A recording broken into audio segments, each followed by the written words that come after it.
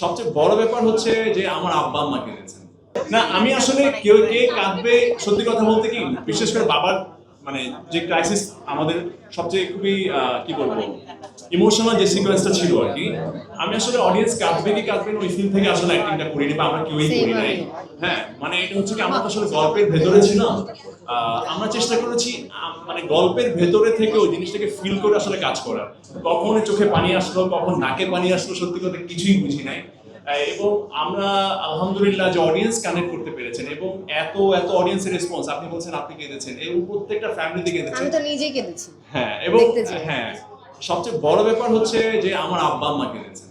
হ্যাঁ আমি খুবই হ্যাপি যে আমার আব্বা আম্মা অনেকদিন পরে একটা নাটক শুরু থেকে শেষ পর্যন্ত দেখেছেন এবং দে ক্রাইড লাইক হেল এবং আমাকে বলো যে তুমি এই ধরনের নাটক করো না। আমি কেন যাই হোক থ্যাংক ইউ সো মাচ সবাইকে যারা আসলে আমাদের ইমোশনের সাথে আপনাদের ইমোশনকে কানেক্ট করেছেন।